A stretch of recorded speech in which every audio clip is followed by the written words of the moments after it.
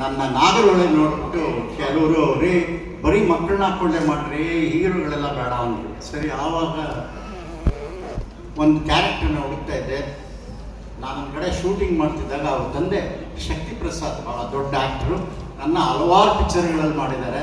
ಇವ್ರನ್ನ ಕರೆಸಿ ಇವರು ಆವಾಗ ಬ್ರೂಸ್ಲಿ ಥರ ಇದ್ದರು.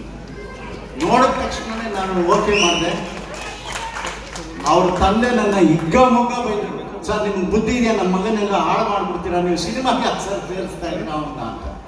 ಅವ್ರ ಹತ್ರ ನಾನು 2 ದಿವಸ ಜಗಳ ಆಡಿ ಆಮೇಲೆ ಒಪ್ಪಿಸಿದೆ. And he became a great star. ಅದು ಸೊ ಥ್ಯಾಂಕ್ ಯು. ಅಂದರೆ ಒಬ್ಬೊಬ್ಬರು ಡೆಸ್ಟಿನಿ ಹಾಗೆ ಬರೆದಿರುತ್ತೆ, ನಾವೆಲ್ಲೋ ಒಂದು ಸ್ಟ್ಯಾಂಡರ್ಡ್ ಥರ ತಳ್ತೀವಿ ಅಷ್ಟೇ.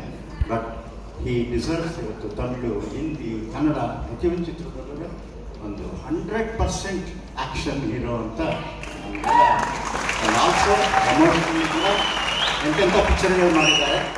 ಇನ್ನೂ ಹೆಚ್ಚಿಗೆ ಮಾಡಲಿ, ನಮ್ಮ ಕರ್ನಾಟಕಕ್ಕೂ ಅವಾಗ ಬರ್ತಾ ಇರಿ, ಪಿಕ್ಚರ್ಗಳು ಮಾಡಿ. All the best. Thank you. Jaya Bhaduri ನಮ್ಮ ಸಿಂಹದ ಮರಿ ಸಂಜೆ ನೋಡ್ಬಿಟ್ಟು why you are keeping this, dub it Hindi, I will give you 100% ಆ್ಯಕ್ಟ್ರಿ ಅಂತ. ಸೊ ಡಬ್ ಮಾಡಿ ಹಿಂದಿನಲ್ಲಿ ರಿಲೀಸ್ ಮಾಡಿದ್ವಿ. ಆ ಕಾಲಕ್ಕೇನೆ 5-6 ಕೋಟಿ ವ್ಯಾಪಾರ ಮಾಡಿದ್ವಿ. 6 crores ಆಗ ಅದು 100% ಟ್ಯಾಕ್ಸ್ ಫ್ರೀನಲ್ಲಿ. ನಾನು ಪ್ಯಾರಿಸ್ ಫಿಲಮ್ ಫೆಸ್ಟಿವಲ್ಗೆ ಹೋಗಿದ್ದೆ.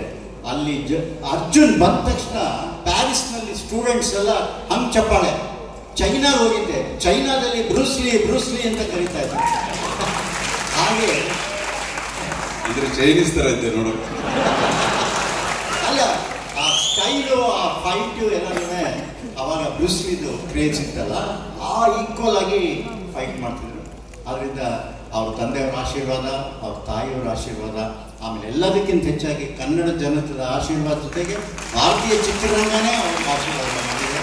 ಆದ್ದರಿಂದ good luck. It's a good journey is there. Do it. Thank you.